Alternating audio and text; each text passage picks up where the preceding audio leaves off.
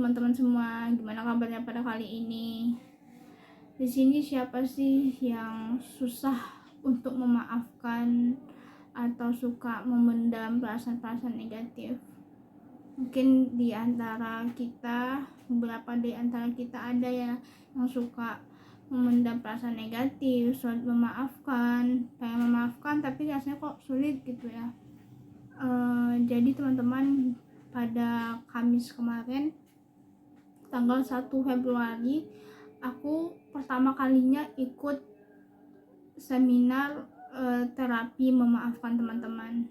Terapi itu diadakan jam 7 malam pada hari Kamis, dan langsung aja nih ya teman-teman. Jadi coachnya tuh nanya, coach pembimbingnya itu nanya ke kami semua para peserta, pesertanya itu sekitar 25 orang ke atas lah gitu. Jadi coachnya itu nanya apa sih alasan kami semua untuk ikut pada terapi forgiveness pada kali ini. Jadi disuruh dituliskan tuh apa aja alasan kami gitu. Kalau alasanku apa ya, aku bacain sedikit ya. Alasannya karena aku ngerasain kepala itu sakit, mungkin karena itu sulit memaafkan tadi ya teman-teman ya. Itu aku ingin berdamai dengan masa lalu, ingin melupakan apa ya, kegagalan di masa lalu, ingin memaafkan keadaan, ingin memaafkan diri sendiri, ingin lepas dari pelarian, ingin berdamai dengan diri sendiri. Jadi gitu teman-teman, alasan aku untuk ikut terapi forgiveness itu. Terus setelah kami ditanya alasan-alasan kami untuk ikut terapi forgiveness pada kali itu, kami disuruh untuk bermain peran teman-teman.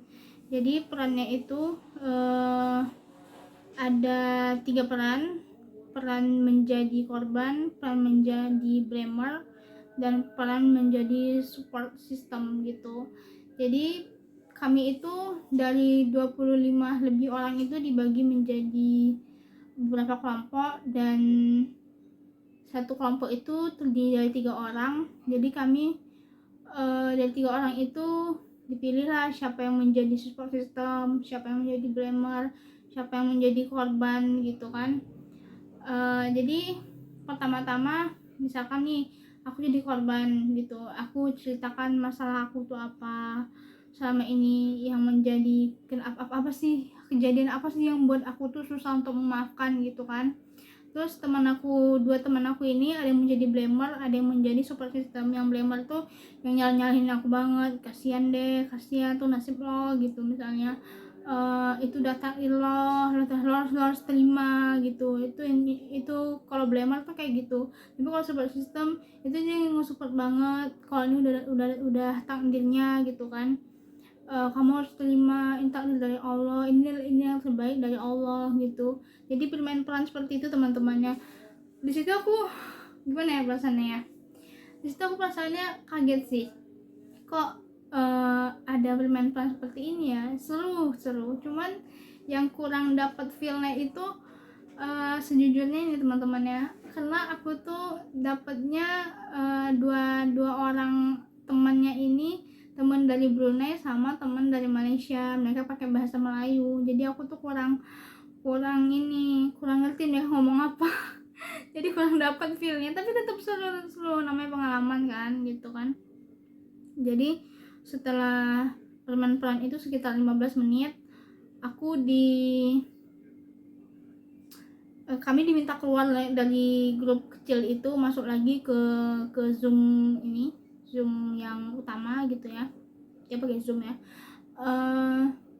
Jadi di Zoom yang utama itu mulailah sesi terapinya itu bersama coachnya. Di situ kami nangis-nangisan gitu. Singkat sih dia, memang kayak sekitar 2 jam gitu. Nangis-nangisan di situ kami di saat kami nangis-nangisan itu keluar semua ininya kan, perasaan negatifnya, unek-uneknya tuh keluar semua gitu. Nggak semua banget sih, tapi ya adalah setidaknya keluar apa perasaan negatif itu gitu. Aku ingat apa aja sih yang Coach Nia ini yang kasih, apa aja yang Coach Nia berikan, kata-kata apa aja, support apa aja yang Coach Nia berikan kepada kami. Yang pertama yang aku sempat tulis ya, yang pertama itu mau bagaimanapun keadaan kita hidup itu tetap berjalan teman-teman. Jadi bagaimanapun kita sakit, kita kita senang, bahagia, kita malas gitu, hidupnya tetap berjalan. Jadi gimana, kita harus terima itu kan, terima aja kan semuanya gitu lah kan, dengan lapang dada. Jadi itu maksudnya. Terus kita tuh nggak bertanggung jawab loh atas apa yang orang lain kerjakan, kita tuh bertanggung jawab atas apa yang kita lakukan gitu. Jadi nggak ada urusannya dengan orang lain nih, kalau mereka jahat ya mereka jahat aja gitu. Itu bukan tanggung jawab kita, tapi tanggung jawab kita adalah gimana sikap kita meresponnya, gimana sikap kita. Terus coachnya juga bilang mana yang lebih kita fokuskan, apa yang ada di luar atau apa yang ada di dalam. Maksudnya yang kita fokuskan itu orang lain apa hati kita sendiri gitu. Terus apa lagi ya, berubah adalah keputusan kita sendiri, betul teman-teman. Kalau Allah juga dalam firman-Nya, Allah juga berkata Allah tidak akan merubah suatu kaum sebelum kaum itu merubah perbuatan mereka sendiri kan. Terus yang kemudian di dunia pun Allah itu sudah adil teman-teman. Jadi jangan mentang-mentang kita ada masalah, jangan kita merasa bahwa hidup kita ini tidak adil gitu ya. Hidup kita ini sudah adil, di dunia ini hidup kita pun sudah adil gitu, karena Allah maha adil gitu. Jadi semuanya tuh adil di dunia dan di akhirat, setimpal Allah memberikan gitu. Itu aja sih teman-teman yang aku ingat dari Coach Nia, yang aku catat maksudnya ya, apa yang Coach Nia bilang gitu. Terus apa lagi ya, terus Coach Nia itu nanya hikmah apa aja sih yang bisa kami ambil di balik kegagalan di masa lalu kami gitu. Kalau aku pribadi bisa mengambil hikmahnya adalah aku bisa jadi sehebat sekarang karena kegagalan di masa lalu. Kalau tidak ada kegagalan di masa lalu, aku nggak sehebat sekarang teman-teman. Terus yang kedua, aku bisa banyak belajar dari kegagalan. Yang ketiga, aku dijauhkan dari orang yang tidak baik untuk aku. Yang keempat, aku memiliki kebebasan untuk meraih mimpi. Jadi gimana ya, dulu itu aku tuh sempat gagal untuk menikah teman-teman, karena pemikiran aku dan mantan pasangan aku itu tidak sejalan. Akhirnya kami berpisah gitu. Dia nggak setuju aku untuk kuliah lagi, ikut-ikut seminar gitu. Tapi dengan adanya perpisahan kami gitu, aku jadi bebas untuk memilih apa yang aku mau gitu teman-teman. Terus coachnya juga menyuruh kami untuk menuliskan surat untuk diri kami sendiri. Kalau yang aku tuliskan untuk diri aku sendiri, terima kasih sudah berjalan sejauh ini, kamu hebat, jangan pernah berhenti sampai Allah memanggilmu. Itu juga ada kata-kata dari coachnya, aku tambahkan juga dari kata-kata aku sendiri juga teman-teman. Jadi gitu teman-teman, pengalaman aku ikut terapi forgiveness dari itu program dari ESKI ya, pembimbingnya coachnya itu khusus cewek-cewek aja teman-teman.